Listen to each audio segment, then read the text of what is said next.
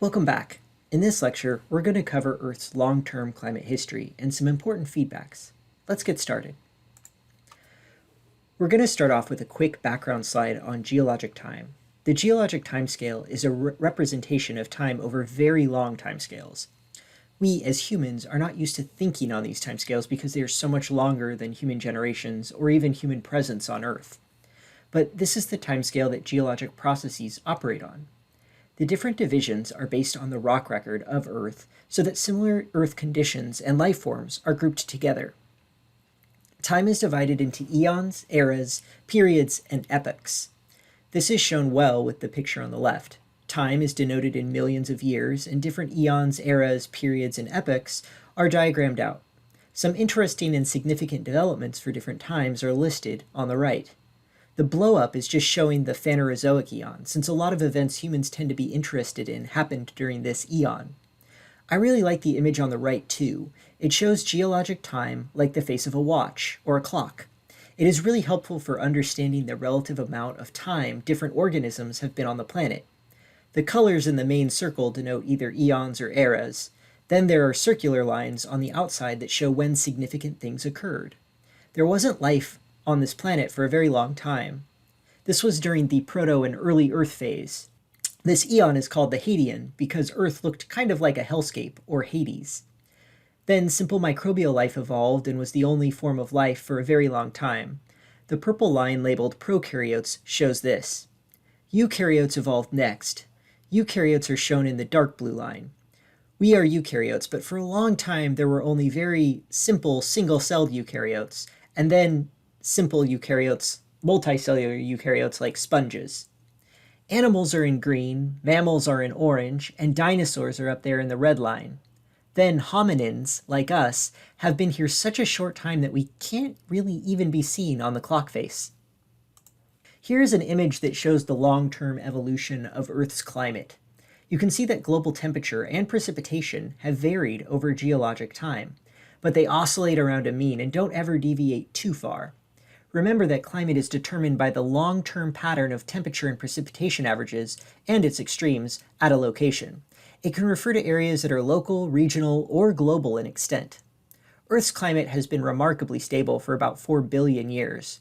This has been a major factor for long-term habitability. It gave life enough time to evolve and develop. The carbonate-silicate cycle feedback is one of the reasons Earth's climate has been so stable. Climate has been tightly coupled to atmospheric carbon dioxide levels in the second half of Earth's history. I will show you some graphs depicting this later in the lecture. In spite of this stability, Earth has had relatively large excursions into warmer greenhouse and colder icehouse periods, including snowball Earth episodes. Let's start with the Sun in the past. 4 billion years ago, the Sun was still a young star and would have been about 30% less bright than it is today. It has been growing brighter ever since. This means that 30% less solar radiation was reaching Earth at this time, so Earth should have been frozen. But this is the time period when liquid water was forming, the oceans were starting to form, and life was evolving. The only possible solutions to this paradox are that planetary albedo was lower, or there was some other heat source like geothermal energy, or there was a stronger greenhouse effect. Only this last option is considered scientifically feasible. There are many greenhouse gases that were in early Earth's atmosphere at much higher concentrations than today. CO2 comes from both abiotic and biotic sources, and there was a lot more in early Earth's atmosphere than today.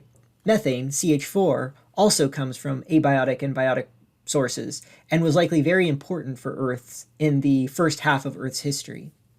Water can't explain the faint young sun paradox by itself since it is a feedback and not a precipitate of change, but could have reinforced warming caused by other greenhouse gases.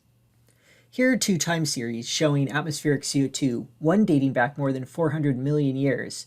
You can see that the atmospheric CO2 concentrations in the last 400 million years have declined overall. That is shown by the red line with a black dash through it. This time period is also known as the Phanerozoic. That is what the graph on the left is showing. Modern humans evolved about 300,000 years ago, so the graph on the right visualizes that timeline better, and you can see how CO2 has varied over human history. Also remember that the Earth is about 4.6 billion years old. The graph on the left is showing a little more than the most recent 0.4 billion years, so far from all of Earth's CO2 history. Let's focus on CO2 concentrations during the Phanerozoic again. You can see there have been large variations, but the long-term trend is downward, which counterbalances the increasing solar output and has helped keep Earth's climate relatively stable. Remember that the major controls on atmospheric CO2 include volcanism and organic carbon weathering, or decomposition, and now humans, which are all sources, and then silicate weathering and organic carbon burial, which are sinks. Here is Earth's temperature history for the last 500 million years. Note that the entirety of the x-axis is not on a linear scale, but segments are presented linearly. Remember that the Earth is about 4.6 billion years old, so this is only showing 0.5 billion years before the present. There is a general trend of cooling since the Eocene. We now live in an ice house, or cold Earth, from the perspective of Earth's long timescale. The current anthropogenic human-caused global warming is an issue on much shorter timescales. Here are temperatures during the Cenozoic era, which is the last about 65 million years. The Cenozoic is the current era. The southern hemisphere glaciated about 30 million years ago. Then the northern hemisphere glaciated about 2.5 million years ago, at the start of the Pleistocene. This allowed colder, or glacial, and warmer, which are interglacial periods, as the glaciers in the North American. This allowed colder, glacial, and warmer interglacial periods as the glaciers in the northern hemisphere expanded and retreated.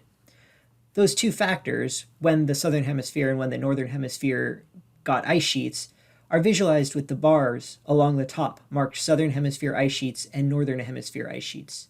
Just to be clear, that doesn't mean that glacial sheets coated the entire planet this whole time. It just means that there were some glaciers, and those glaciers grew and shrank.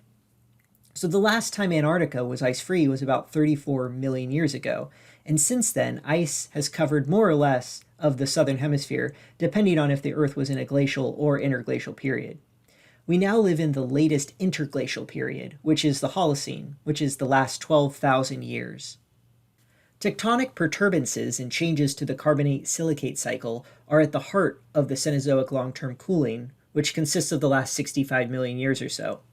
First off, the tectonic spreading rate may have slowed at the start of this time, which decreased volcanic outgassing of CO2, which meant there was less of a greenhouse gas in the atmosphere. Also, about 30 million years ago, India collided with Asia and formed the Himalayas and the Tibetan Plateau.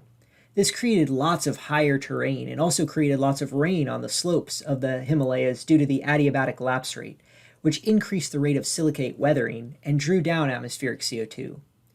Plate tectonics also isolated Antarctica around the South Pole, which caused it to ice over and made it extremely cold due to the positive ice albedo feedback, which we will describe more later in the lecture. Remember that glaciers grew and shrunk during this time, and during the maximum glaciations of the Pleistocene, huge ice sheets up to a few kilometers thick covered vast stretches of North America and Eurasia. This changed climate globally and pushed most species southwards in search of habitable areas. During interglacial stages, the ice sheets retreated and climate became temporarily warmer. Remember that Antarctica has been permanently glaciated for more than 30 million years. We now live in a naturally relatively brief, warmer interglacial period. Glaciations affect sea levels.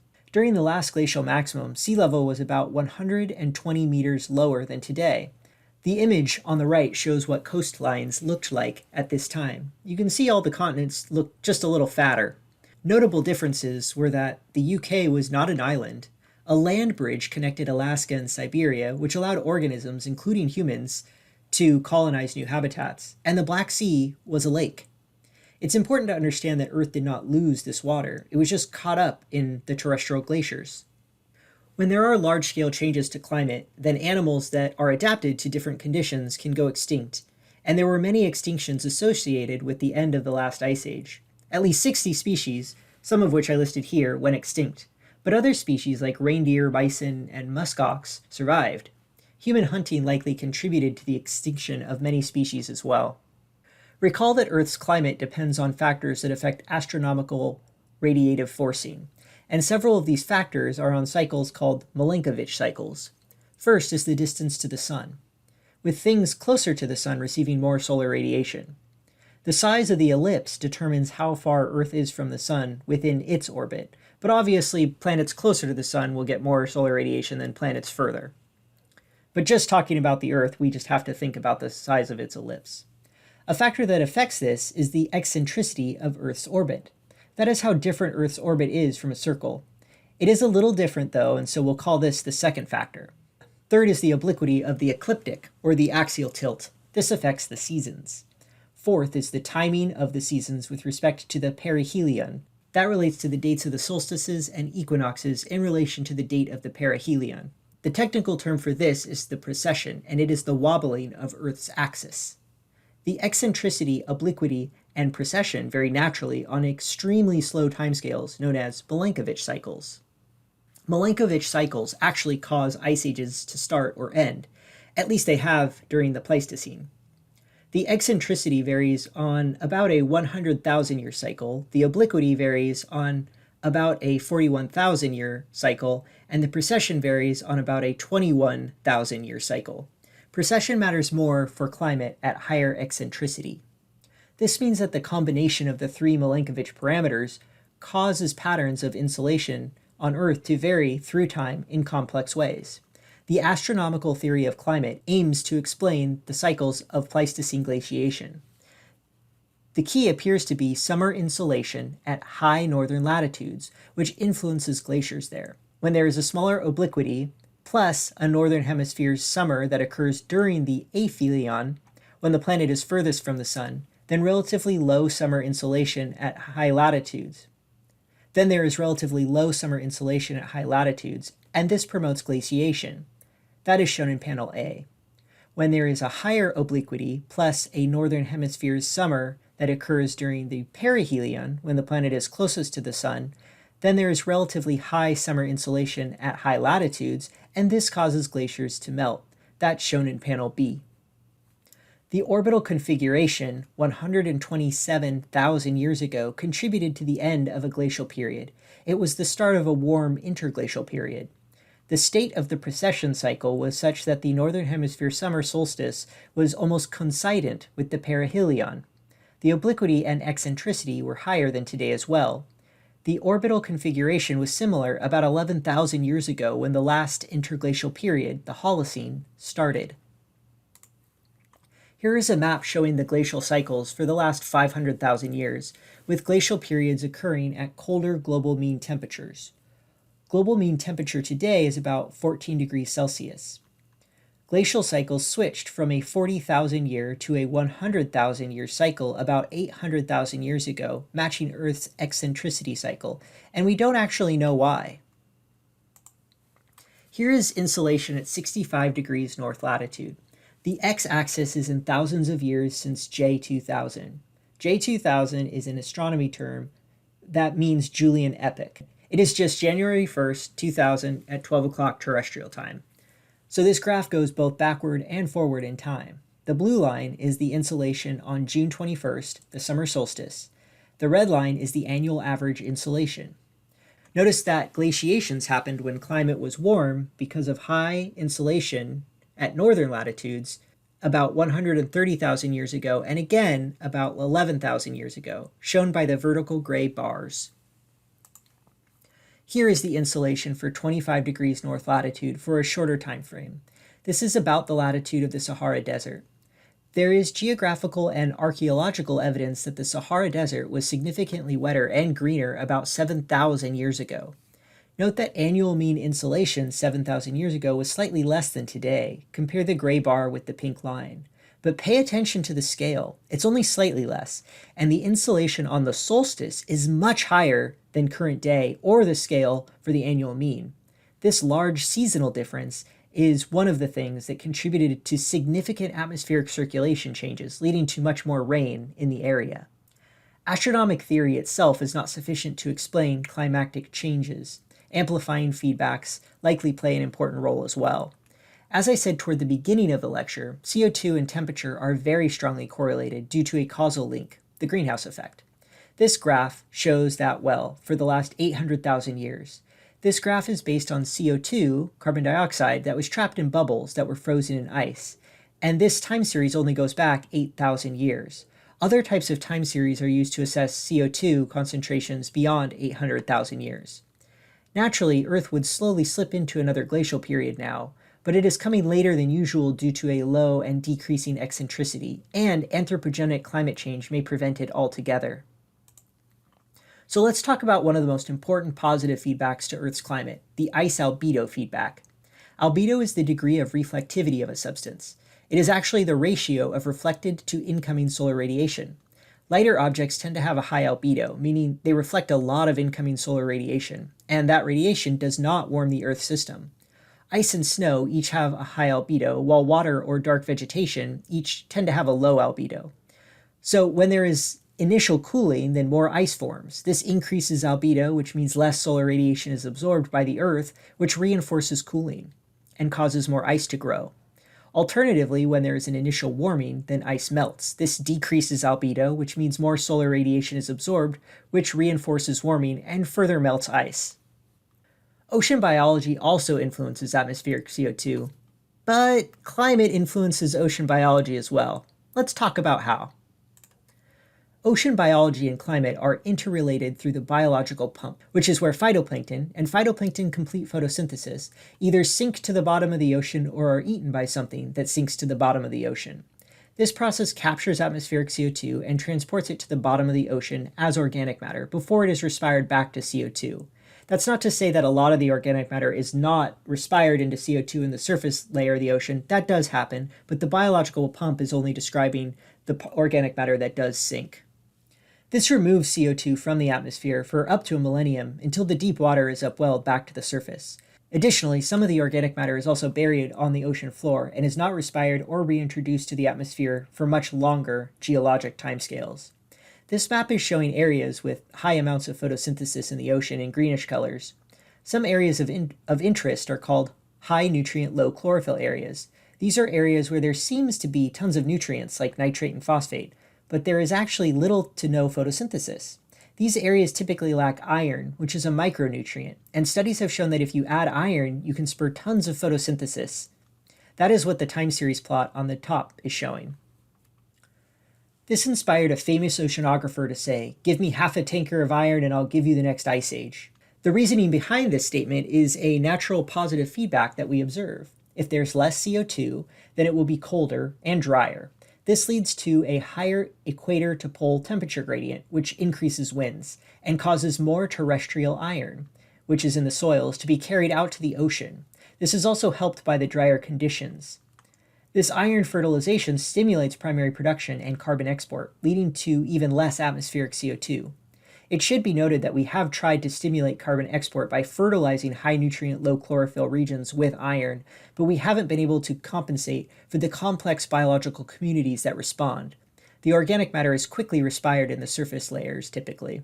This shows how complex the Earth system is. Clouds are another really important feature to climate, and ocean biology affects and is affected by clouds.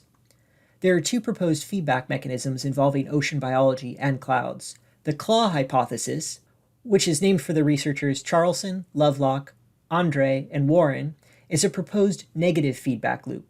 In this scenario, a warmer climate leads to more phytoplankton growth because warmer temperatures means higher growth rates. Phytoplankton produce aerosols, so this leads to the production of more aerosols.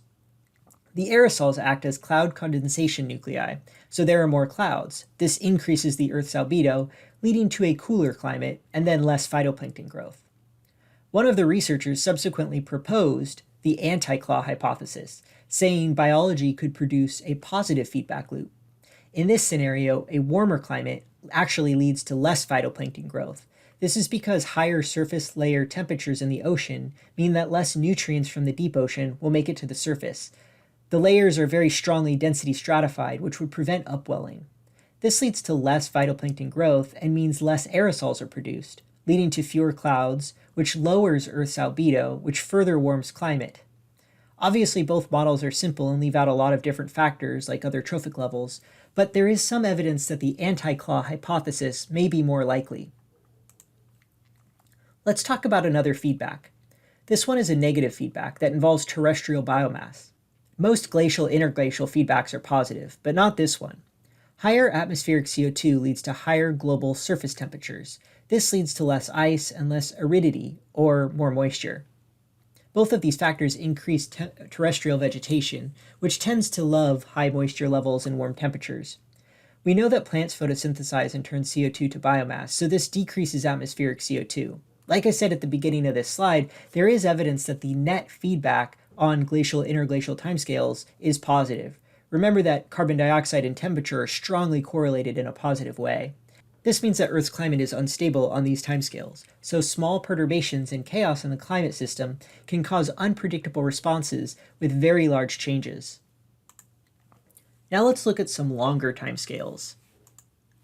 The carbonate silicate cycle is a negative CO2 and climate feedback on very long timescales. When it is warmer, there is more moisture in the air. That means more rain, which causes more chemical weathering of silicate rock, which consumes atmospheric CO2.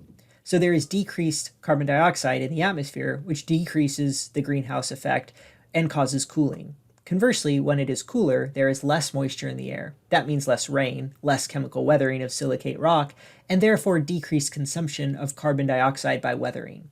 This allows carbon dioxide to accumulate in the atmosphere from volcanic activities, which increases the greenhouse effect and causes warming. This is a negative feedback, so increasing temperatures leads to increased silicate weathering, which draws down atmospheric CO2 and decreases temperatures, and vice versa. This is an extremely important feedback as it stabilizes long-term climate on Earth. It's important on million-year timescales. Carbon dioxide outgassing is affected by plate tectonics, specifically volcanism, while silicate weathering, on the other hand, is affected by two main things. The first is plate tectonics, because this affects the amount of rocks exposed. Specifically, recent mountain building and high terrain exposes more rock. Plate tectonics also affects where the continents are. If all the continents are clustered in the tropics, that will translate to lots of weathering because of all the rain at low latitudes, versus high latitudes translates to less weathering. The second is plant roots and soil microbes, which can break up rocks, exposing more surface area to be weathered. The very last thing we're going to talk about in this lecture is something called snowball Earth. This references a time period when Earth's oceans and land were covered by ice from the poles to the equator, making the Earth look like a giant snowball. This has taken place at least twice in Earth's geologic history, about 2.4 billion and 580 million years ago. The event 2.4 billion years ago is also known as the Huronian glaciation. These events occurred during icehouse climates. Some other possible factors that may have contributed were the breakup of a supercontinent near the equator. This would have led to more exposed rock in an area with high rates of precipitation, fueling CO2 drawdown due to increased silicate weathering. Remember that carbonate silicate cycle. And also, very large volcanic eruptions immediately before these events may have contributed. Remember that volcanic aerosols in the stratosphere increase the planet's albedo. Whatever helped to precipitate the events, there was a runaway ice albedo feedback. Then increased volcanism, which contributed carbon dioxide to the atmosphere, and Earth's orbital parameters would have helped to end such events. You can see volcanic activity can be both a positive or negative feedback, as it can add carbon dioxide to the atmosphere, but also increases Earth's albedo. It depends on other factors at play. That concludes the material. Let's go through and review the main points. The sun is very gradually getting brighter and stronger. Higher concentrations of greenhouse gases made early Earth habitable. Earth has had a relatively stable climate over its history, with periods of warmth, known as greenhouses, and cold, known as icehouses. Greenhouse gases, especially carbon dioxide and methane, have majorly influenced Earth's climate. There have been periodic glacial and interglacial periods during the Pleistocene. During glacial periods, the sea level dropped and land bridges appeared. Many large animals went extinct following the most recent ice age. Milankovitch cycles involving eccentricity, obliquity, and precession affect Earth's climate and have greatly influenced ice age frequency during the Pleistocene. Carbon dioxide and temperature show a very strong correlation over the last 800,000 years, which is the period when we have high-resolution data of each to compare. Various feedbacks exist in the Earth system, amplifying or counterbalancing astronomical forcing. Life greatly influences Earth's climate. For example, many greenhouse gases are made or consumed by biotic organisms, especially microbes.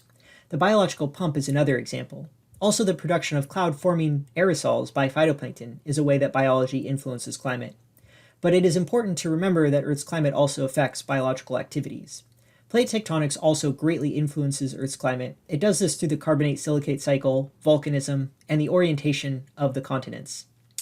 Snowball Earth is an extreme example of an icehouse event with many feedbacks which contributed to its initiation and termination. Thanks for sitting through the lecture. To test your learning, I suggest you review the material and make sure you can answer these questions. And these questions too.